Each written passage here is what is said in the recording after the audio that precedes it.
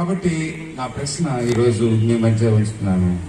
ఉప్పు అయినప్పుడు అనేక మందికి రుచికరంగా మన యొక్క జీవితాలు ఉన్నాయా లేదా? వెలుగు నీదైతే అనేక మంది వెలుగు నువ్వు చూపిస్తున్నావా లేదా అని మనం ప్రశ్నించుకుంటే, మనం ఎంతమందికి సువార్తను బోధించి దేవుని యొక్క ఆ యొక్క రుచిని అందించాం, అలాగే ఎంతమందికి వెలుగుని అందించాం. చీకట్లో ఉన్నటువంటి వారిని, అంధకారంలో ఉన్నటువంటి వారిని, అపరాధంతో ఉన్నటువంటి వారిని మనం ఎంతమందిని ప్రభు దగ్గరికి నడిపించాం. కాబట్టి అది దేవుడు చూసే, మనలో చూసే క్యారెక్టర్, మనలో చూసే స్వభావం అన్నమాట. సభాష్ బలా నమ్మకమైన మంచి దాసుగా అంటాడు. అది లేకోకుండా మన లోకానికి ఉప్పులాగా, లోకానికి వెలుగులాగా మనం లేకోకుండా మనం ఏ పరిచయం చేసినా సరే అది మన వరకే తప్ప లోకానికి ఉపయోగపడుతూ దేవుని యొక్క దృష్టిలో అది మనం చేసేదంతా కూడా శూన్యమవుతుంది. కాబట్టి ఒక్కసారి మనం పరీక్షించుకోవాలని ఈ సమయంలో నేను మీ అందరికీ నేను కోరుతున్నాను. ఏమైపోయింది అంటే, లోకము సువార్త తలకిందులైపోయిందండి. సువార్త తలకిందులైంది అంటే ఏది సువార్తో అది చెప్పడం లేదు, ఏది సువార్త కాదు దాన్ని మనము చెప్తున్నాం లోకానికి. కదా ప్రభు మనల్ని ఏం చేశాడంటే, సర్వలోకానికి వెళ్ళండి, సర్వ సృష్టికి సువార్తని బోధించి. సువార్త అంటే ఏంటి అసలు? What is gospel? చెప్పండి. సువార్త అంటే ఏంటి? సువార్త అంటే యేసుని గురించి చెప్పడమే సువార్త. యేసుని గురించి చెప్పడం ఏంటి? సువార్తే యేసు, యేసే సువార్త. సువార్త యేసు, యేసే సువార్త. ఆయన గురించి చెప్పడం కంటే ఇంకా మనకి ఏ పని కూడా లేదు. ఇంకేం చెప్పినా సువార్త కాదు, ఇంకేం చెప్పినా సువార్త కాదండి. నువ్వు ఎన్ని కథలు చెప్పు, ఎంత మోటివేట్ చెయ్యి, ఎంత నడిపించు, క్రీస్తుని గురించి చెప్పుకోకుండా, అంటే క్రీస్తు యొక్క పుట్టుక గురించి, క్రీస్తు యొక్క శ్రమల గురించి, క్రీస్తు యొక్క శిలువ మరణం గురించి, సమాధి గురించి, పునరుద్ధానం గురించి నువ్వు చెప్పకపోతే అది సువార్త కానే కాదు. ఇంకా మనకు లోతైనటువంటి అనుభవాలు ఉండొచ్చు, లోతైన వాక్యం తెలిసి ఉండొచ్చు, కానీ అవన్నిటికంటే ప్రాముఖ్యమైన యేసు ప్రభు మనం పెద్ద జ్ఞానవంతులుగా ఉండాలని మేము కోరుకోలేదండి. ప్రభు జ్ఞానవంతులు ఉండాలని కోరుకోలేదు. చాలా ఆయన చేపలు పట్టే వాళ్ళని, గొర్రెలు కాసుకునే వాళ్ళని, చిన్న చిన్న వాళ్ళని కోరుకున్నాడు. అంటే ఏంటి? ఆయన గురించి చెప్పడమే. ప్రాబ్లం ఏమైపోయిందంటే, సమస్య ఏమైపోయిందంటే, క్రీస్తుని తెలియకోకుండా క్రీస్తుని ప్రకటిస్తున్నారు. చాలా మందికి క్రీస్తు అంటే తెలియదు, అసలు సువార్త అంటే తెలియదు, కానీ సువార్తను ప్రకటించేస్తున్నారు. అందుకే ఇంకా మన చుట్టూ అనేక మంది అన్యులు ఉండడానికి, ప్రభు నమ్మకపోవడానికి గల కారణం ఏంటంటే, అనేక మంది ప్రభుని ఇంకా నమ్మట్లేదు. మనం చేసే పనులు వారికి సరిగ్గా అర్థం కావట్లా. దానికి గల కారణం ఏంటంటే, తెలియనటువంటి దాన్ని మనం ప్రకటిస్తున్నాం. అది తెలియనటువంటి దాన్ని మనం ప్రకటిస్తున్నాం. వాళ్ళు మనం కన్ఫ్యూజన్ లో ఉన్నాం, వారిని కూడా అయోమయ స్థితిలో పెడుతున్నాం. దానివల్ల ఏమైపోయిందంటే, ప్రభు నమ్ముకోవడం అంటే ఏదో ప్రార్థన చేసుకుంటే డబ్బులు దొరుకుతాయి, ప్రార్థన చేసుకుంటే పిల్లలు కొడతారు, ప్రార్థన చేసుకుంటే ఇల్లు కట్టుకోవచ్చు, ప్రార్థన చేసుకుంటే ఇంకా ఏం ప్రభు జరుగుతాయి, అవి జరుగుతాయి. ఇదే సువార్త అనుకుంటున్నారండి. అసలు ఇది సువార్త కాదు, అసలు అది సువార్త కానీ కాదు. సువార్త అంటే ప్రభు దేవుని కుమారుడని నమ్మాలి, నీ కోసం ఈ లోకంలోనికి వచ్చాడు అని నమ్మాలి, ఆయన నీ కోసం శిలువ మీద రక్తం చిందించి నీ పాపాలకు కడిగాడు అని నమ్మాలి, మన కోసం ఆయన సమాధి చేయబడ్డాడని నమ్మాలి. ఆయన నమ్మితే ఆయన ఉండే స్థలంలో రేపు వచ్చి మనల్ని తీసుకుని వెళ్తాడని నమ్మాలి. ఇంక మిగతావన్నీ మామూలే. తండ్రికి తెలియదు ఏంటండి పిల్లవాళ్ళకి ఏమివ్వాలో? ఏ తండ్రికి తెలియదు అంటారు తన కొడుకు ఏమివ్వాలో? మనం ఏమివ్వాలో తండ్రికి నేర్పుతున్నాం. అంటే తండ్రికి అరే నీ కొడుకు ఇలా చేయరా, ఇలా చేయరా, ఇలా చేయరా అని ఎవరైనా నేర్పుతారంటారు? నేర్పరు. కాబట్టి బైబిల్ కూడా చెప్తున్నాను, తండ్రికి తెలుసు ఏమివ్వాలో కొడుక్కి. కాబట్టి ఏమి ఇవ్వాలని నువ్వు నేర్పాల్సిన పని లేదు. అసలు తండ్రి అంటే ఏంటో, కొడుకు అంటే ఏంటో, వాళ్ళిద్దరి సంబంధం అంటే ఏంటో మనం చెప్పగలిగి ఉండాలి. రైట్? కాబట్టి లోకము ఎందుకు ఇలాగ అయోమయ స్థితిలో ఉంది? లోకం ఎందుకు ఇలాగా ఇంకా ఇన్ని సంవత్సరాల నుంచి, 2000 సంవత్సరాల నుంచి మన ప్రభు గురించి చెప్తూ, ఇలాంటి క్రిస్మస్ జరుపుతూ, మీటింగ్లు జరుపుతూ, వీధికి జరుపుతూ ఉన్నప్పటికీ కూడా ఇంకా ప్రజలు పరిపూర్ణంగా యేసు ప్రభుని ఎందుకు నమ్మటం లేదు? అంటే నమ్ముతున్నారంటే గుడికి వెళ్తే నమ్మటం కాదండి, ఇలా పండగకు వస్తే నమ్మటం కాదండి, ఇలాగ ఏదో ఆదివారం ఆరాధనకు వస్తే నమ్మటం కాదండి. ఆయన రక్షకుడు ఈ లోకంలోకి వచ్చాడు, నన్ను మరలా తీసుకుని వెళ్ళడానికి ఇంకోసారి ఆయన రాబోతున్నాడు. కాబట్టి ఆయన ఉండే స్థలంలో నేను కూడా ఏదో ఒక రోజున ఆయన నమ్మితే ఆయన ఉండే స్థలంలో నేను కూడా ఉండబోతున్నాను.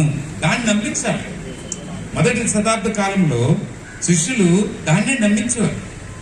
మనం చనిపోతాం, సమాధి చేస్తాం, ప్రభు వస్తాడు, ఏదో ఒక రోజు మనం తీసుకుని వెళ్తాడు, ఆయన ఉన్నటువంటి స్థలంలో మనం ఉండబోతున్నాం, ఆయన ఉన్న స్థలంలో మనం ఉండబోతున్నాం కాబట్టి ఈ లోకం మనకి ఎందుకు ఇంకా అని వారు చిరాస్తులు నమ్మేసి ఒకరికొకరు చక్కగా హాయిగా సంతోషం ఉండేవారు. ఇప్పుడు మనం ఏం చేస్తున్నాం అంటే సువార్తను చెప్పి ఆస్తులు సంపాదించుకుంటున్నాం అన్నమాట. వాళ్ళేమో ఆస్తులు నమ్మేసి సువార్తను బోధించేవారు. తేడా. కాబట్టి ఇప్పుడు దేవుడు తన యొక్క వాక్యం ద్వారా మనతో మాట్లాడుతున్నారు.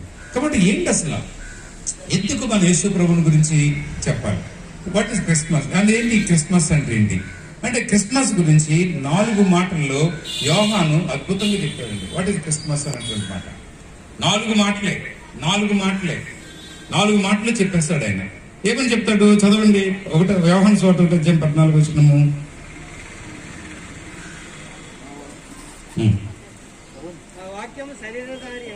ఆ వాక్యము శరీరధారి అయి కృపాసత్య సంపూర్ణుడిగా మన మధ్య నివసించాలండి. English the word became flesh అని ఉంటుంది అన్నమాట. వాక్యము శరీరాన్ని ధరించుకుంది అంటాడనమాట. క్రిస్మస్ అనగానే ఏంటంటే వాక్యము శరీరాన్ని ధరించుకున్నటువంటి దినము. ఆయన పుట్టిన దినం కాదండి. ఆయనకి పుట్టడానికి చనిపోవడానికి ఆయనకి బిగినింగ్ ఎండింగ్ లేదు. మనలాగా మనకి పుట్టుక, మనకి చావు. ఆయనకి పుట్టుక లేదు, చావు లేదు. రైట్? మీకు ఆయన పుట్టుక లేదు, చావు లేదు. ఆయన ఏమన్నాడు? ఆది యందు వాక్యం. 1వ వచనం చదవండి. చూడండి, ఆది యందు ఏముందంట? ఆది యందు ఏముండేను? వాక్యం ఉండేను. ఆది యందు వాక్యం ఉండేను అంటే ఆది అంటే ఏంటి? ఆది అంటే ఏంటి? ఇన్ ద బిగినింగ్ అంటే సృష్టి ప్రారంభానికి ముందే భూమి ఆకాశము సృష్టి అంతా కూడా సృష్టించడం ముందే అది బిగినింగ్. అప్పుడేముందంట? వాక్యం ఉందంట. అప్పుడేముందంట? ఆది యందు వాక్యం ఉండేను అంటే ఏంటి? ఆయన ఆదిలోనే ఉన్నవాడు అన్నారు. ఇంగ్లీష్ లో ప్రీ ఎగ్జిస్టెన్స్ అంటారు. అంటే ఆల్రెడీ ఉన్నాడు ఆయన. ఆయన ఎవరు పుట్టించలేరు, ఆయన ఎవరు చంపలేరు, ఆయన ఎవరు అంతం చేయలేరు. ఆయన ఆల్రెడీ ఉన్నాడు. ఎప్పుడున్నాడు? ఆది అంటే ఏంటి? అసలు సమస్తము సృష్టించడానికి ముందే ఆయన ఉన్నాడండి. ఆయన ఉన్నాడు ఆల్రెడీ. కాబట్టి ఆయన ఉన్నవాడైనా ఉన్నవాడిని పుట్టాడని మనం తక్కువగా చేసి చెప్పటం, నీలాగా నాలాగా చెప్పటం ఏమైపోయింది? ఓ దేవుడు పుట్టాడు మాట, అని చనిపోయాడు మాట. ఒక వయసు మనలాగా కాళ్ళు చెవులు ముక్కుండి కొంతకాలం బ్రతికి ఎవరో కొడితే చంపేసి చచ్చిపోయాడు. ఓకే, ఇట్స్ ఆల్ రైట్ అనుకున్నారు. ఆయన అంత ప్రాముఖ్యత ఇవ్వట్లేదు. మీకు అర్థమైందండి? ఆయన పుట్టాడు అనగానే ఏమైపోయింది? ప్రజలందరూ మామూలుగానే ఆలోచిస్తున్నారు. ఆయన పుట్టలేదండి. ఆది యందు వాక్యం ఉండేది అంటే ఇన్ ద బిగినింగ్ అంటే ప్రారంభానికి ముందేమున్నాడు? వాక్యం. అంటే యేసు ఉన్నాడు, ఆయన ఉన్నాడు అన్నమాట అండి. ఇంకా 2వ వాక్యం చదవండి. వాక్యము దేవుని యొద్ద ఉండి అంటే దేవుడు ఆయన కలిసే ఉన్నారు. దాని ఏమంటారంటే కో ఎగ్జిస్టెన్స్ అంటే కలిసి ఉన్నారు. ఆయన ఎవరితో కలిసి ఉన్నారు? దేవునితో కలిసి ఉన్నారు. తండ్రి అయిన దేవునితో కలిసి ఉన్నాడు. పరిశుద్ధాత్మ దేవుడు, కుమారుడైన దేవుడు, తండ్రి అయినటువంటి దేవుడు, ముగ్గురు ఉన్నారు ఆదిలో. అర్థం కాలేదండి?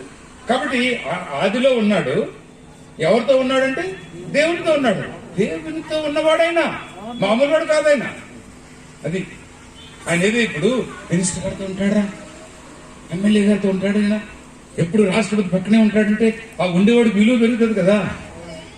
అలాగే ఈ ప్రభువు ఎక్కడున్నాడు? ఆదిలో దేవుడితో ఉన్నాడు. ఇంకో 3వ మాట చదవండి. ఆ వాక్యమే దేవుడు. మళ్ళీని ఆయనకి మళ్ళీ ఆయన తక్కువ కుమారుడు అన్నామని తక్కువ అంటారేమని. ఆ వాక్యము దేవుడు అంటే కో ఎగ్జిస్టెన్స్ అంటే ఆయనకాయన దేవుడుగా ఉన్నాడు అన్నమాట. ఆయనకాయన దేవుడు 3 రకాలుగా ఉన్నాడు. ఆయన ఎలా ఉన్నాడు? ఆదిలో ఉన్నాడు, అందరికంటే ముందున్నాడు, తర్వాత ఆయన దేవునితో కలిసి ఉన్నాడు, 3వది ఆయనకాయన దేవుడై ఉన్నాడు. 3 అన్నమాట. అటువంటి దేవుడు అంటే వాక్యం అని ఎందుకు చెప్పారు? వాక్యం బదులు క్రీస్తు అని పెట్టండి. ఆ వాక్యం బదులు క్రీస్తు అని పెట్టండి. అక్కడ చదవండి. ఆది యందు క్రీస్తు ఉండెను, క్రీస్తు దేవుడై ఉండెను, ఆయన ఆది యందు దేవుని యొద్ద ఉండెను. కాదండి, ఆది యందు క్రీస్తు ఉండెను, క్రీస్తు దేవుని యొద్ద ఉండెను, క్రీస్తు దేవుడై ఉండెను. మీకు అర్థం కాల? వాక్యం పక్కన పెట్టి వాక్యం ప్లేస్ లో క్రీస్తు అని పెడితే ఆది యందు ఎవరున్నారు? క్రీస్తు ఉండెను. మరి ఎందుకండి క్రీస్తు అంటే డైరెక్ట్ సరిపోదు కదా, వాక్యం అని ఎందుకు పెట్టారని అంటారు చాలా మంది. డైరెక్ట్ గా వాక్యం అంటే మాకు ఏంటో అనుకున్నాము. డైరెక్ట్ రాసేకి వాక్యం అంటే అర్థం ఏంటంటే లోగోస్ అనేటువంటి పదం నుంచి ట్రాన్స్లేట్ చేసినటువంటి పదం. లోగోస్ అంటే అదేంటంటే సోర్స్ ఫర్ ఎవ్రీథింగ్ అన్నమాట. అంటే అన్నిటికీ మూలాధారం అనమాట. అది వాక్యం అంటే అర్థం ఏంటంటే అన్నిటికీ మూలాధారం. డైనమైట్ కంటే పవర్ఫుల్ అనమాట. అంతకంటే పవర్ఫుల్ ప్రపంచంలో ఎక్కడ ఏమి కూడా లేదు, యూనివర్సిటీలు అనమాట. కాబట్టి వాళ్ళకి అర్థమైంది ఏంటంటే వాక్యము అనగానే, అంటే మన వాక్యం అంటే ఏదో మాట అనుకుంటున్నాం, కానీ యూదులకి లోగోస్ అన్నటువంటి పదము అంటే అంతకంటే సూపర్ పవర్ ప్రపంచంలో యూనివర్సిటీలో లేనే లేదన్నమాట. అందుకని పరిశుద్ధాత్మ దేవుడు ఏం చేశాడంటే అంత పవర్ఫుల్ వర్డ్ ని ఇంకెలా కొంచెం వాక్యంగా ఉంచేసాడు అన్నమాట. వాక్యం ఉంచాడు. కాబట్టి నీకు నాకు వాక్యం అంటే అర్థం కాదు, కానీ వాళ్ళకి అర్థమైంది ఏంటి అని అంటే అంతకంటే సూపర్ పవర్ లేనే లేదు. ఆది యందు సూపర్ పవర్ ఉండను, ఆ సూపర్ పవర్ దేవుడై ఉండను, ఆ సూపర్ పవర్ దేవుని యొద్ద ఉండను. ఆయన ద్వారానే సమస్తము కలిగను, ఆయన లేకుండా ఏది కూడా కలగలేదు అన్నమాట.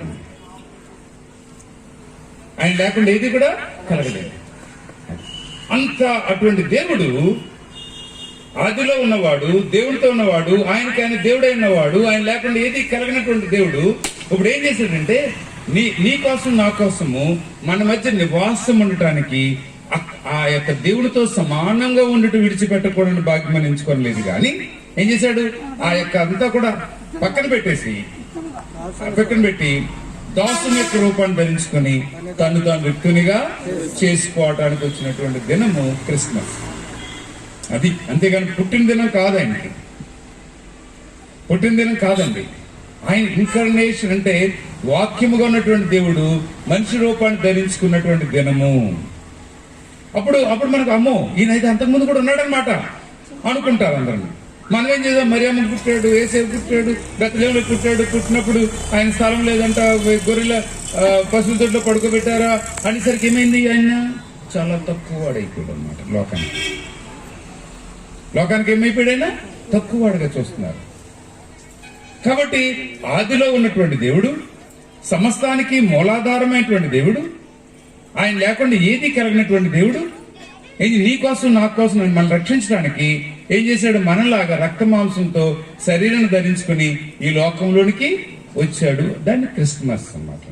క్రీస్తు ఈ లోకంలోకి వచ్చినటువంటి దినం అన్నమాట. అలా మనం చెప్పామనుకోండి కొంచెం ప్రజలకు అర్థమవుతుంది. మనమేమో మరి పుట్టాడు పశువుల తొట్లో, అయ్యో నీకు పడుకోవడానికి స్థలం లేదా, లాలిజో అని పాడుతుంటే ఈయన చిన్నపిల్లడు పాపం దిక్కులేనోడు పుట్టాడు అనుకుంటారు, చోటు లేదు అనుకుంటారు. రైట్. కాబట్టి పిల్లల దేవుడు తన యొక్క వాక్యం ద్వారా ఈరోజు మనతో ఉంటాడు. ఏం చేశాడు ఆయన వచ్చి? మనం చాలా రకరకాల గిఫ్ట్స్ అంటూ ఉంటాం, రకరకాలుగా మనం ఆలోచన చేస్తూ ఉంటాం. ఆయన ఈ లోకంలోనికి అద్భుతమైన కానుకలు మన కోసం తీసుకొచ్చి పెట్టాడు. సూపర్ కానుకలు, మరి ఎవరు భూలోకంలో ఇవ్వలేనటువంటి కానుకలు ఆయన మన కోసం ఇచ్చాడు. బట్టలు వచ్చి ఒకవేళ బంగారం, ఒకవేళ వెండి, ఒక్కొక్క కూతురికి 100 కేజీలు బంగారం, లేకపోతే ఒక్కొక్క కూతురికి 100 ఎకరాల భూమి, లేకపోతే ఒక కూతురికి 5 కోట్లు 10 కోట్ల ఆస్తి ఇవ్వచ్చండి. అయితే వీటన్నిటికంటే విలువైనటువంటిది కానుకని దేవుడు మన కోసం ఇచ్చాడు. లోకంలో ఎవరు, ఏ తండ్రి ఏ తల్లి ఎవరు కూడా తన బిడ్డలకు కానీ తన బంధువులకు కానీ తన కొడుకు కానీ కూతురు కానీ ఇవ్వలేనటువంటి అద్భుతమైన కానుకని దేవుడు మన కోసం ఇచ్చాడు. దేవుడు లోకమును ఎంతో ప్రేమించాడు. ఎలా ప్రేమించాడు? తన కుమారుణ్ణి మన కోసం బహుమానంగా ఇచ్చేసాడు. ఇంకా ఏదైనా చెప్పాలంటే క్రిస్మస్ ఏంటంటే దేవుడు తన కుమారుణ్ణి మన కోసం ఇచ్చినటువంటి దినం. బాగుంది చెప్తాను.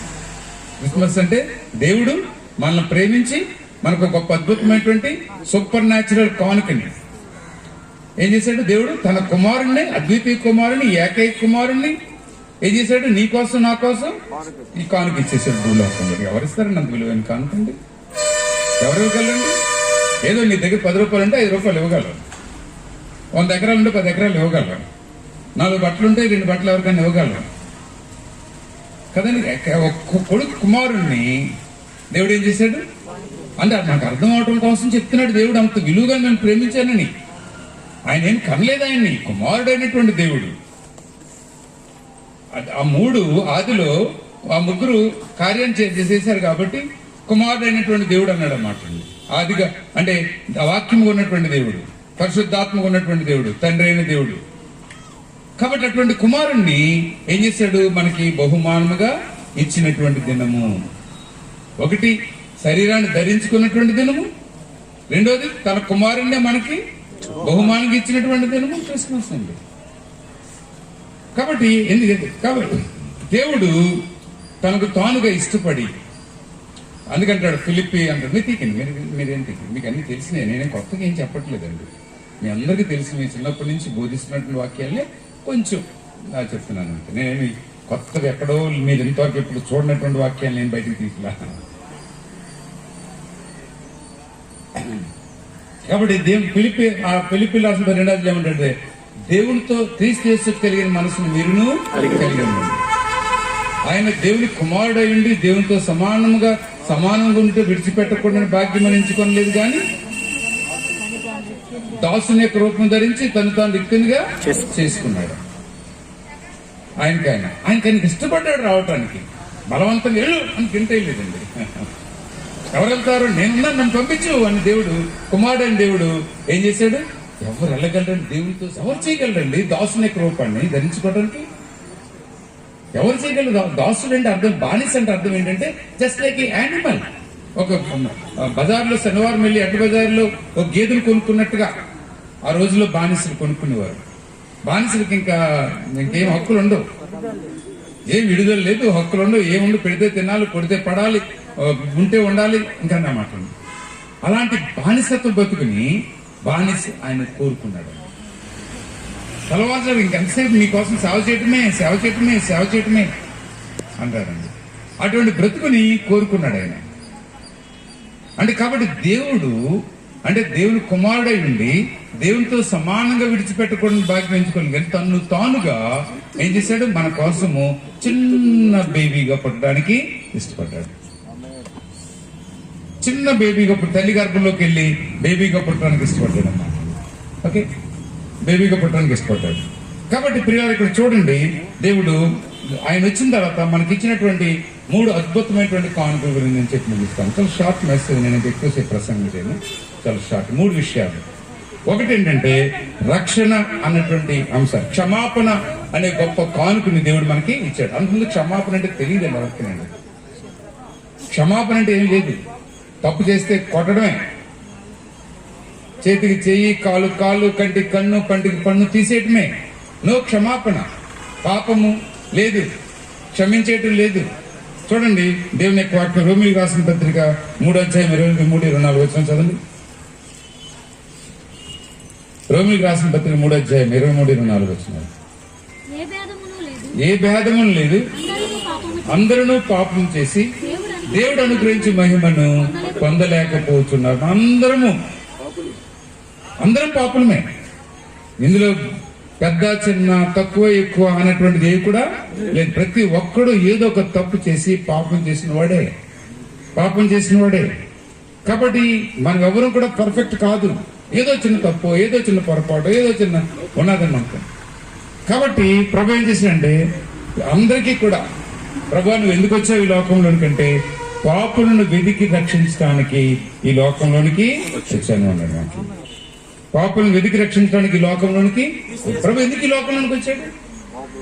పాపులను వెతికి రక్షించడానికి, నీకు ఇల్లు కట్టించడానికి కాదు, పిల్లలు ఇవ్వడానికి కాదు. ఆయన దేవుడని, ఆయన సర్వశక్తిమంతుడని రుజువు చేయడానికి కొన్ని చేశాడు అంతే. అంతేకాని మొత్తం అంతా ఆయన జీవించినంతకాలం అందరికీ పిల్లలు చచ్చిపోయిన బ్రతికించడం అదే పని చేయలేదు. ఆయన దేవుడు, సర్వశక్తిమంతుడు, ఆయనకు అధికారం ఉంది అని చెప్పడానికి ఏం చెప్పి కొన్ని ఎగ్జాంపుల్ గా కొన్ని చేశాడు అంతే. That's it. అంతేకాని అది కాదు ఆయన పని. అది చేయడానికి రాలేదు, జబ్బులు తగ్గించడానికి రాలేదు, రోగాలు తగ్గించడానికి రాలేదు, తిండి పెట్టడానికి రాలేదు, నీకు పిల్లల్ని ఇవ్వడానికి రాలేదు, ఇల్లు కట్టించడానికి, ఉద్యోగం ఇవ్వడానికి, చదవకపోయినా ప్రార్థన చేస్తే పాస్ చేయడానికి చాలా మంది మా స్కూల్ ఉంటుంది కదండి, అయ్యగారిని ప్రార్థన చేయండి అంటే చదివితే పాస్ అవుతాడు, నేను ప్రార్థన చేయగల పాస్ అవుతాడు. అయ్యగారిని పరీక్షలు వస్తున్నాయి కదండి, పలానా చోటకి వెళ్ళి ప్రార్థన చేయించుకు వస్తానండి అంటే వెళ్ళండి. సరే, కాబట్టి ఇక్కడ మనం దేవుని యొక్క వాక్యాన్ని కనుక ఆలోచించినట్లయితే సిన్సియర్గా దేవుడి లోకంలోకి ఎందుకు వచ్చాడంటే మన పాపాలన్నీ కూడా క్షమించడానికి వచ్చాడు. ఆ గిఫ్ట్ అంటే తన కుమారుడిగా ఇచ్చినటువంటి గిఫ్ట్ వల్ల మనకు ఉపయోగం ఉండాలి కదా. ఇప్పుడు ఏదైనా గిఫ్ట్ ఇచ్చానికి ఉపయోగం ఉండాలా లేదా? ఉపయోగం ఉండాలా లేదా? ఉపయోగం ఏంటి? ఆ ఉపయోగం ఏంటి? ఆ కానుకల ఉపయోగం ఏంటి? శరీరాన్ని ధరించుకుని ఈ లోకంలో మనిషి రూపం రావడం వల్ల ఏంటి ఉపయోగం? వాట్ ఈస్ యూజ్ అని అంటే ఆయన మనం కలిగి ఉంటే, ఆయన మనం నమ్మితే ఏం చేస్తాడు? ఆయన అందుకు విశ్వాసం ఉంచితే ఏం చేస్తాడు? మన పాపాలన్నీ కూడా క్షమిస్తాడు. బైబిల్ ఏం చెప్తుందంటే మరి ఎన్నటికీ నేను నీ పాపాలను జ్ఞాపకము చేసుకోను. మనం అంటాం కానీ తర్వాత అప్పుడప్పుడు గుర్తొచ్చేస్తూ ఉంటాయి మనకి కదండి. ఊరికినే మర్చిపోదాం, నువ్వు నేను మర్చిపోదాం అంటూ ఉంటాను. మనసులో చూస్తాను సంగతి, ఏదో నాకు దొరకపోతాడా అనుకుంటూ ఉంటాను. మన మనుషుల స్వభావం. దేవుడు అంటున్నాడు ఎన్నటికి నేను జ్ఞాపకం చేసుకోని తీర్పులోనికి రారికి మీరు అన్నాడు దేవుడు. తీర్పులోనికి రారు, ఇంకా నా ఎందుకు విశ్వాసం ఉంచితే మీరు తీర్పులోనికి రారు అన్నాడు. బైపాస్ అన్నమాట. బైపాస్ రోడ్ చూశారు కదా, పాలకులు వెళ్ళకుండా ఇలాగ వచ్చేయచ్చు. అందుకే తీర్పులోనికి వెళ్ళకుండా మనం లాగా వెళ్ళిపోతాం అనమాట, క్రీస్తు దగ్గరికి అనమాట. అందరేమో తీర్పు కోసం నిలబడతా ఉంటారు, మనం తీర్పు లేకోకుండా ఆయన పంచం చేరిపోతాం అనమాట. రండి మీరు తీర్పులోకి అవసరం లేదు, మీకోసం కాదు అంటాడు దేవుడు. ఎంత గొప్ప అనుకోండి. కొన్ని కోట్ల మంది ప్రజలు ఆ రోజు దేవుడు తీర్పు ఆయన సింహాసనం మీద, ధవల సింహాసనం మీద కూర్చొని న్యాయాధిపతిగా ఉండి తీర్పు తీరుస్తున్నప్పుడు ఆ తీర్పులోకి నువ్వు రాకుండా రా, నా తండ్రి చేత ఆశీర్వదించబడిన వారులారా, లోకం పుట్టినది మొదలుకొని మీ కొరకు సిద్ధపరిచినటువంటి ఈ యొక్క నా రాజ్యాన్ని స్వతంత్రించుకోండి అంటే ఎంత గంతులండి. అంతకంటే గొప్ప కానుక ఏముంది? ఇంకేమైనా కానుకుందంటారా? మనం చిన్న కాలం కోసం కక్కుర్తి పడుతున్నాం. మనం ఏదో చిన్నది ఇస్తానంటే కక్కుర్తి పడుతున్నాం. ఈ అంత కానుక ఇచ్చినది అయిపోతుంది కాసేపటికి. ఇవే మనకుండే కాదు, శాశ్వతంగా నిత్యము ఆయన సన్నిధిలో, ఆయన ఇంటిలో ప్రభు చెప్పాడు, నేను మీకు స్థలాలు సిద్ధపరచ వెళ్తున్నా, నేను మరలా వచ్చి మిమ్మల్ని తీసుకుని వెళతాను అని చెప్పి నమ్మట్లేదు. గొర్రె కాపర్లు నమ్ముతున్నారు, నక్షత్రాలు నమ్ముతున్నారు, జ్ఞానులు నమ్ముతున్నారు, ఇంకా ఇదేంటి ఇవన్నీ నమ్ముతున్నారండి. యేసు ప్రభు మన పాపాలను రక్షించడానికి ఈ లోకంలోకి వచ్చాడంటే మాత్రం ఆ తర్వాత చూద్దాంలేండి, ముందు నా దెబ్బ బాగు చేయించేది, ఆ తర్వాత అండి నువ్వు నా ప్రభు నన్ను రక్షిస్తున్నాడు, నా పాపను రక్షిస్తున్నాడు అని నువ్వు నమ్మితే నమ్మకం. కానీ నా కష్టాలు తీరుతాడు, నా బాధలు తీరుతాడు, నా దుఃఖాన్ని తీర్చాడు, అవన్నీ తర్వాత చేస్తాడు. అవన్నీ ఆయన చేయగలడు. ఆయనకు అసాధ్యమైనది ఏది కూడా లేదే. దీనికోసమే పరిగెడుతున్నారు ప్రజలంతా కూడా. టీవీల దగ్గర నిలబడిపోతున్నారు. ఇక టీవీ దగ్గర చేయట్టు నీ గురించి ప్రార్థన చేస్తాను, పిచ్చి మొక్కలు పెట్టి ప్రార్థన చేస్తుంటారు. మొక్కలు ఎంత అమాయకులు, చిన్న పిల్లోడికి చెప్తా ఉంటారు, అది చేస్తూ ఉంటాడు సార్. అలాగే మనం కూడా మీరు టీవీ దగ్గర ఇలా చేయటం అనుకోండి, నేను ప్రార్థన చేస్తే జబ్బు తగ్గిపోతుంది, పాపం వెళ్ళిపోయి టీవీ దగ్గర నిలబెడుతున్నారు. నీ జబ్బు ఎక్కడుందో చేయట్టుకుని నేను ప్రార్థన చేస్తానంటే టీవీలో వీడు కూడా ఇక్కడ పెట్టుకుని చూస్తా కూర్చుంటాడు. టీవీలో రక్షణ సువార్తను బోధించట్లా, డబ్బు దోచుకోవడానికి మార్గం ఏదో ఆ పద్ధతుల్లో బోధిస్తున్నారు, వ్యాపార ధోరణిలో. అదే నమ్ముతుంది. ప్రజలకు కావాలి ముందది. దురదోచకులతో ఉన్న వారికి ఏం కావాలి, వాళ్ళకి ఏది ఇష్టమని చెప్తే నమ్ముతారు. సువార్త చెప్తే తర్వాత ఇద్దామని. రాజు కూడా అలాగే, అగ్రిప్ప రాజు కూడా అలాగే అన్నాడు. పౌలు వెళ్ళి సువార్త చెప్తే ఇప్పుడు సమయం లేదు, తర్వాత వింటానన్నాడు. నరకానికి వెళ్ళి వింటాడు. అవునా కదా? మనకు తెలిసింది. అరే స్వయంగా పౌలు వెళ్ళి రాజు అగ్రిప్ప రాజుతోటి నీకు సువార్తను బోధిస్తాను, యేసు గురించి చెప్తానంటే అమ్మో నన్ను మార్చేసేటి కనపడుతున్నావు, కాసేపు ఉంటేనే భయపడిపోతాడు, మారిపోతాడు ఏమో, నన్ను భయపడిపోయి ఇప్పుడు తర్వాత చెప్తానులే, తర్వాత పిలుస్తాను, ఇప్పుడు ప్రస్తుతాన్ని వెళ్ళిపో అంటాడండి. అలా తయారైపోయి సువార్త చెప్తే ఇంకా నీ కష్టాలు, నీ బాధలు, ఈ సోది చెప్పి మాట్లాడితే అవి అయితే మాత్రం గంటల కూర్చుని ఇంగ్లీష్తో కూర్చుంటాడు. ద ఫస్ట్ కానుక యేసు ప్రభు లోకంలోకి వచ్చి మనకి ఏమిచ్చాడు అని అంటే అద్భుతమైనటువంటి క్షమాపణ దేవుడు మనకి ఇచ్చాడు. నిన్ను క్షమించడానికే ఈ లోకంలోకి వచ్చాడు, నిన్ను క్షమించడానికే వాక్యమైనటువంటి దేవుడు సరైన ధరించుకున్నాడు, నిన్ను క్షమించడానికే ఆయన తాను రిక్తునిగా చేసుకున్నాడు అని నువ్వు నమ్మనంత కాలము క్రీస్తు కొరకు నువ్వేం చేసిన ఉపయోగం ఏమి కూడా. నథింగ్ అండి. కాబట్టి మొదటి కానుక ఏమి ఇచ్చాడు అని అంటే ఏమి ఇచ్చాడండి? ఆయన క్షమాపణ. రెండోది కనుక మనం చూస్తే ఎఫ్ఎస్సి 4:13 చదవండి. ఫిలిప్పీలు రాసిన 4:13 వచ్చింది.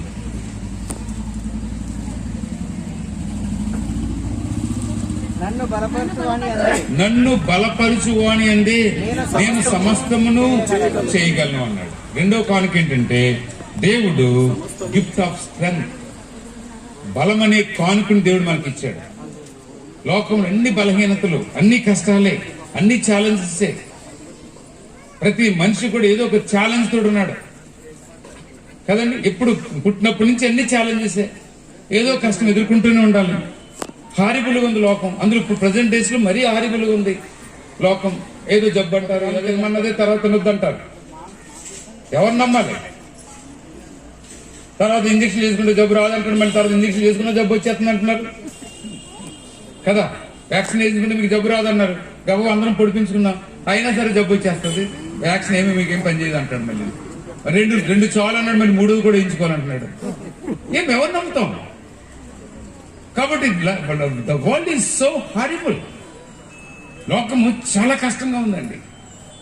చుట్టూ అనేకమైనటువంటి బలహీనతలు, అనేకమైన భయాలు మనల్ని వెంటాడుతూ ఉన్నాయి కదా. దేవుడు అన్నాడు నేను నిన్ను బలపరుస్తాను. బలపరుస్తాను అర్థం ఏంటంటే తొలగించడండి. బాగా అర్థం చేసుకుని తొలగించడండి. దాన్ని తట్టుకునే శక్తిని దేవుడు మనకి ఇస్తాడు. నువ్వు ఎప్పుడైనా సరే ప్రభువా దీన్ని తట్టుకునే శక్తి నాకు దయచేయండి ఇస్తాడు, కానీ ప్రభువా దీన్ని తీసేయమంటే మాత్రం దేవుడు ఇవ్వడండి. అండ్ మేము పరీక్ష పెట్టింది పిల్లవాడిని పరీక్షించడానికి. హ్యాండ్ క్వశ్చన్ కాబట్టి తీసేయండి, నాకు గైడ్ ఇవ్వండి, రాసుకుంటానికి ఇస్తామని. మేము పిల్లలకి పరీక్ష ఎందుకు పెట్టాము? తెల్లకాయతాలు ఇచ్చి ప్రశ్న పేపర్ ఇచ్చి ఎందుకు పెడతాం చెప్పండి? వాడికి ఏమొచ్చో రాయటండి. కష్టమే రాయటం, రాయవలసిందే. అది రాస్తేనే మార్కులు వస్తాయి. వాడు బాగా నాకు తెలుసు సార్ ప్రశ్న పేపర్ తీసేయండి, నాకు వచ్చి 4 రాసేస్తాను నన్ను. ఒప్పుకుంటానా? ఎవరైనా ఒప్పుకుంటారా? నువ్వు తీసేయమని అడిగితే అదనమాట అర్థం అనమాట అండి. తీసే ప్రభు అంటే ఏంటంటే నేను ప్రశ్న పేపర్ నేను రాయను, నాకు ఉంటేనే మార్కులు వేసే అన్నట్టు అర్థం అనమాట అండి. దేవుడు మనల్ని పరీక్షిస్తూ ఉంటే దాన్ని మనం ఎదుర్కోవాల్సిందే. ఆ పరీక్షల్లో ఎప్పుడు మనం బలహీనమో అప్పుడే మనం ఏమవుతాం? బలవంతులు అవుతాం అంటాడు పౌలు. ఎప్పుడు మనం బలహీనమో అప్పుడే మనము బలవంతులు అవుతాం అంటున్నాడు దేవుడు. కానీ అందుకని పౌలు గారు కూడా ఏం చేసి ఒక ముళ్ళు పెట్టాడు. ఇది తీ ప్రభు, నేను భరించలేకపోతున్నాను, ఇది లేకపోతే ఇంకా గొప్ప సేవ చేస్తాను అంటే ప్రభు ఏమనంటే చాలులే నా కృప నీకు, నీకు ఉంటేనే ఎక్కువ సేవ చేస్తావు, ఇది లేకపోతే గొంతులేస్తావు అన్నాడు. ఏం చేశాడండి? ఆ ముళ్ళుతోటే సేవ చేశాడు. కాబట్టి మన జీవితం అంతా కూడా ఛాలెంజెస్, మన విశ్వాసాల పరీక్ష. అబ్రాహాముకి ఎన్ని పరీక్షలు పెట్టాడండి. ఆ చివరిగా తన కుమారుని బలివ్వటానికి మోరియా పర్వతం వెళ్ళిన తర్వాత అప్పుడు అన్నాడు కత్తెత్తిన తర్వాత, నిజముగా నువ్వు దేవునికి భయపడువాడు అని, ఇందువలన అరే కోటలోంచి వచ్చినప్పుడు అబ్రహామా రా నిన్ను దీవిస్తాను అని అంటే నమ్మి వచ్చేసాడు కదా కోటలోంచి. అప్పుడు భయపడలేదు? అప్పుడు లేదా భయం? అప్పుడు లేదా? అలా ఎన్ని పరీక్షల్లో వచ్చినాయి అబ్రహాము 25 సంవత్సరాలు. అన్ని తట్టుకున్నాడు. ఇంకా పాస్ అయిపోయిన అనుకున్నాడు. ఎప్పుడు కూడా మీరు ఆలోచించండి, ఒక పరీక్ష పాస్ అయితే ఇంకో పరీక్ష, పెద్ద పరీక్ష ఉంటుంది కానీ చిన్న పరీక్ష ఉండదండి. మేము క్వార్టర్లీ పెడతాం. మేము క్వార్టర్లీ పెడతామండి, 3 లెసన్సే. క్వార్టర్లీ పాస్ అయ్యనుకోండి, ఇంకో హాఫ్ ఇయర్లీ వస్తుంది 6 లెసన్స్. హాఫ్ ఇయర్లీ కూడా అయిపోయింది అనుకోండి, మొత్తం టెక్స్ట్ బుక్ అంతా ప్రశ్న. అంటే ఉండే కొద్ది ఏమవుతుంది? సిలబస్ పెరుగుతుంది కానీ తరగదు. పోనీ అమ్మయ్య పరీక్షలు అయిపోయినాయి కదా 6వ తరగతి అనుకుంటే 7లో మళ్ళీ ఇంకెంత ఉంటుంది? ఉండే కొద్ది సిలబస్ పెరుగుతానే ఉంటుంది కానీ సిలబస్ తగ్గదు. అలాగే నీ జీవితంలో ప్రభు ఎంతకాలం శ్రమలు అంటే శ్రమలు పెరుగుతూనే ఉంటాయి, కష్టాలు పెరుగుతూనే ఉంటాయి, ఛాలెంజెస్ పెరుగుతూనే ఉంటాయి. తీసేసాడు కదా ఇంకా అయిపోయింది గంతులేద్దామని అనుకోకండి. గంతులేకండి, అయిపోయింది అనుకోవటం లేదు. ప్రభువు పరీక్ష పెడితే ఇందువల్ల నిజంగా నువ్వు దేవుని భయపడేవాడు రుజువు అవుతుందని ఆయన అనుకునే వరకు పరీక్ష పెడతాను అంటాడు. ఎప్పుడు అనుకుంటాడో మనకు తెలియదు. బహుశా నేను అనుకుంటున్నాను చనిపోయే రోజు ముందు 1 గంట ముందు అనుకుంటాడేమో. అప్పుడు వరకు పరీక్షలు వస్తూనే ఉంటాయి. క్రైస్తవులు అందుకని దేవుడు అన్నాడు ప్రతి దినము నీ శిలువను ఎత్తుకుని నీవు వెంబడించాలి. అంటే ప్రతి దినము సమస్యలే, కష్టాలే. కాబట్టి ప్రభు తన యొక్క వాక్యం ద్వారా ఈ రోజు ఏం చేస్తున్నాడు అని అంటే 2000 సంవత్సరాల క్రితం ఎందుకు వాక్య రూపంలో ఉన్నటువంటి దేవుడు శరీరాన్ని ధరించుకుని ఈ లోకంలోకి వచ్చాడంటే, నన్ను నమ్మితే నేను నీ బలహీనతను నేను బలపరుస్తాను అని చెప్పడమే కాదు, ఆయన చేసి గెత్సేమనే తోటలో ఆయన చేసి చూపించాడు. ప్రార్థన చేశాడు. అలా ప్రార్థన చేసి కొద్ది బలపడ్డాడు. ఆయన చివరికి అన్నాడు, మీరు ఎవరి కోసం ఎదుగుతున్నారు అన్నాడు. ఏసుకో, నేనే వేస్తాను. రెడీ అయిపోయింది, బలం వచ్చేసింది. ముందేమన్నాడు, నేను ఆత్మ సిద్ధంగా ఉంది, శరీరం సిద్ధంగా లేదు అన్నాడు. తర్వాత ప్రభువా నీ చిత్తమైతే ఈ గిన్నె నుండి తొలగించు అన్నాడు. తర్వాత ఏమన్నాడు, సిద్ధంగా ఉన్నాడు. రండి, అయిపోయింది కదా. ప్రార్థన చేసే కొద్ది ఏమైపోయాడు, బలపడ్డాడు. అది చెప్పి ఆయన చేసి తర్వాత ఇంకా ఆ శిలువ మరణం గురించి భయపడలేదు. ఇంకా ఎంత మరణం అయినా అలాగే నిన్ను సిద్ధం చేయడానికి యేసు ప్రభు ఈ లోకంలోనికి శరీరాన్ని ధరించుకుని ఈ లోకంలోకి వచ్చాడు. నువ్వు లాలిజు అని పాట పాడటానికి పాడించుకుందామని రాలేదండి ఆయన. నీ చేత ఏదో లాలిజు అని పెట్టి ఉయ్యాల్లో పెట్టుకుని చిన్న చిన్న బొమ్మలతో ముద్దెట్టు తీసుకుని భలే జరిగిపోయింది క్రిస్మస్ అని అంటామని రాలేదు ఆయన. ప్రభు వచ్చింది ఎందుకంటే నీకు పరిపూర్ణమైనటువంటి ఏమంటే బలం ఇవ్వటానికి. నువ్వు బలహీనత ఉన్నప్పుడు నిన్ను ఏం చేస్తాడు ఆయన, బలపరుస్తూ ఉంటాడు. కాబట్టి మొదటి గిఫ్ట్ ఏమని చెప్పాను, క్షమించడానికి వచ్చాడు. రావడం అంటే ఎలాగొచ్చాడు, వాక్యమైన దేవుడు శరీరాన్ని ధరించుకుని ఎందుకు వచ్చాడంటే నిన్ను క్షమించటానికి, క్షమాపణ అంటే ఏంటో నీకు నేర్పడానికి. రెండోది ఏంటంటే నువ్వు బలహీనుడు కాబట్టి నీకు బలం దయచేయటానికి ఈ లోకంలోనికి వచ్చాడు. మూడోది ఏంటంటే ద గిఫ్ట్ ఆఫ్ హెవెన్, పరలోకం ఇవ్వటానికి. పరలోకం అంటే ఏంటో చెప్పడానికి, పరలోకం గురించి చెప్పడానికి. ఇక్కడే ఉండి ఇక్కడే చదివిపోయి ఇక్కడే బూడిదైపోతాం అనుకుంటున్నాం మనం. ప్రభు అన్నాడు, లేదు, నా యందు విశ్వాసం ఉంచిన వాడు ఎన్నటికీ చనిపోడు, చనిపోయినా మరలా బ్రతుకుతాడు అన్నాడు. అబ్బో అదేంటి ఎప్పుడు వినలేదే అన్నారు వీళ్ళు. అయితే నన్ను చంపండి అన్నాడు. ఆయన చంపేశారు. ఏం జరిగింది, తిరిగి లేచాడు. ఇంతే మరణం అంటే. నువ్వు కూడా చచ్చినా సరే మూడో దినాన్ని నేను అలాగే మూడో దినాన్ని తిరిగి లేచాను, నువ్వు కూడా అలాగే తిరిగి లేచావు. బాప్తిస్మం అంటే అర్థం ఏంటంటే ఆయన మరణములో పాలు పంచుకోవటం, ఆయన మరణంలో పాతి పెట్టబడతారు. రోమిలకు రాసిన పత్రిక అంటాడు కదండి, ఆయన మరణంలో పాతి పెట్టబడటం. ఆయన మరణంలో ఎప్పుడైతే మనం పాలు పంచుకున్నామో పునరుద్ధానంలో కూడా అలాగే పాలు పంచుకుంటాం. పునరుద్ధానం అంటే ఏంటి, మూడో దినాన్ని తిరిగి లేచినట్టుగా మనం కూడా ఏదో ఒక రోజు సమాధిలోంచి మళ్ళీ తిరిగి లేస్తాం. ఆయన అలాగే పరలోకానికి ఆరోహణ అయిపోయాడు. ఏదో ఒక రోజు ఆయన వచ్చి ఏం చేస్తాడు, వచ్చి ఏమన్నాడు, నా తండ్రి ఇంటి అనేక నివాసాలు ఉన్నాయి, నేను వస్తాను, వచ్చి మిమ్మల్ని తీసుకుని వెళ్తాను. ఎంత షూరిటీ అండి, ఎంత షూరిటీ ఇచ్చాడు. అయ్యో మేము పట్టడానికి ఎక్కడ కూడా అవకాశం లేదు. ఏమో వెళ్ళిపోయాడు ఆయన, ఇంతవరకు ఏదో అనుకున్నాం అలా అనుకోవడానికి వీల్లేదు. ద గిఫ్ట్ ఆఫ్ హెవెన్, పరలోకంలో నేను తీసుకెళ్తాకి, నా తండ్రి ఇంట నిన్ను చేర్చడానికి నా తండ్రి దగ్గర అనేకమైన నివాసాలు ఉన్నాయి అన్నాడు. ఇల్లు ఉన్నాయన్నాడు. నా తండ్రి ఇంట అనేక నివాసాలు ఉన్నాయి, నేను వచ్చి నేను తీసుకుని వెళ్తాను. ఎంత షూరిటీ అండి ఆయన. కాబట్టి ప్రియులారా, మన దేవుడు తన యొక్క వాక్యం ద్వారా ఈరోజు మనతో మాట్లాడుతున్నాడు. ఖచ్చితమైనటువంటి నిజం ఏంటంటే మనం చేస్తాం. 100% షూర్. ఎవరైనా బ్రతుకున్నాడు మీకు ఎవరైనా చూసారు? ఎవరైనా ఇక్కడ మనం కూడా నమ్ముతున్నాం, నేను ఏదో రోజు చేస్తానని. ప్రాబ్లం ఏంటంటే మనం చనిపోయే వరకు చేస్తామని నమ్మం. అదే ప్రాబ్లం. అన్ని నమ్ముతున్నాం అండి, ప్రతి దాన్ని నమ్ముతున్నాం. వస్తువు ఇదిగో కొనుక్కున్నాం, ఇల్లు కట్టుకుంటాం నమ్ముతాం, బంగారాన్ని నమ్ముతాం, డబ్బులు నమ్ముతాం, అన్ని నమ్ముతాము కదా. చదువుకుంటే ఉద్యోగం వస్తుందని నమ్ముతాం, డబ్బులు దాచుకుంటే రేపు ఏదో కొనుక్కొచ్చని నమ్ముతాం, అన్ని నమ్ముతాం. కానీ ఏదో ఒక రోజు నేను ఈ లోకాన్ని విడిచిపెట్టాలి అన్న సంగతిని మాత్రము మనసులో పెట్టుకోకుండా బ్రతికేస్తున్నాను. అందుకే ఎవరైతే మనసులో పెట్టుకోరో వారు దేవుని తీర్పు వరకు ఎదురు చూడరు. దేవుడికి వస్తాడు, నేను తీసుకెళ్తాడని ఆలోచన లేదు వాళ్ళకి. ఎందుకు, ఇక్కడే ఉంటాం కదండి. కానీ ఈ చనిపోవడం అనేది 100% ఎంత ఖచ్చితమో, తీర్పు నాడు ఏదో ఒక రోజు తీర్పు కూడా అంతే ఖచ్చితము. ప్రభు రావటం కూడా అంతే ఖచ్చితము. ఆయన వచ్చినప్పుడు నిన్ను 2 గుంపులుగా ఇలా, ఇక్కడ ఎలా 2 గుంపులు చేశాడు, ఇలాగండి ఇక్కడ 2 గుంపులు క్లియర్ గా కనబడుతుంది, ఇలాగండి. అలాగే దేవుడు ఏదో ఆ రోజు తీర్పు నాడు 2 గుంపులుగా చేస్తాడు. మేకల్ని గొర్రెల్ని వేరు చేసినట్టు అన్నాడు దేవుడు. కొంతమందిని ఎడం చేతి దగ్గర పెడతాడంట, కొంతమంది కుడి చేతి దగ్గర పెడతాడంట. పెట్టి కుడి చేతి దగ్గర ఉన్న వాళ్ళని నా తండ్రి చేత ఆశీర్వదించబడిన వాళ్ళారా రండి, లోకము పుట్టినది మొదలుకొని మీ కొరకు సిద్ధపరచబడిన ఈ రాజ్యాన్ని అతి స్వతంత్రం. మనకి ఇది స్వతంత్రం కాదండి, ఇది కేవలం కాపలాదారులమే. ఇది కేవలం కాపలాదారుడే. నా భార్య, నా కొడుకు, నా ఇల్లు నీది కాదు. కొద్ది కాలం పాటు దేవుడు కాపలా కట్టడానికి ఇచ్చాడు కౌలు నీకు. నీకు నీ భార్య అయితే నీ కొడుకు అయితే ఎప్పుడు ఉండాలి కదా. మా నాన్న అయితే ఎప్పుడు ఉండాలి కదా. మా నాన్న అయితే ఎప్పుడు ఉండాలి కదండి. ఉండాలి లేదా మా నాన్న అయితే? మరి చనిపోయారైనా అంటే దగా చేశాడు, దగా చేయటమే కదా. అంటే కొంతకాలమే నాన్న ఉంటాడు, కొంతకాలమే నాన్న. ఒరే నీకు నాన్న కొంతకాలమే, కొంతకాలమే నీకు భార్య, కొంతకాలమే నీకు కొడుకు, కొంతకాలమే నీకు కూతురు, కొంతకాలమే. అంత కొంతకాలమే, పూర్తి కాలం కాదండి. ఎందుకంటే అది స్వతంత్రం కాదు కాబట్టి. లీజ్ అనండి, కౌలు అనండి, లేకపోతే కాపలాదారులు అనండి. We are all shepherds, not owners. మనం కాపలాదారులు కానీ యజమానులు మాత్రము కాదు. మనందరికి యజమానుడు దేవుడే. ఆయన ఆస్తిని నాదనేస్తావేంటి?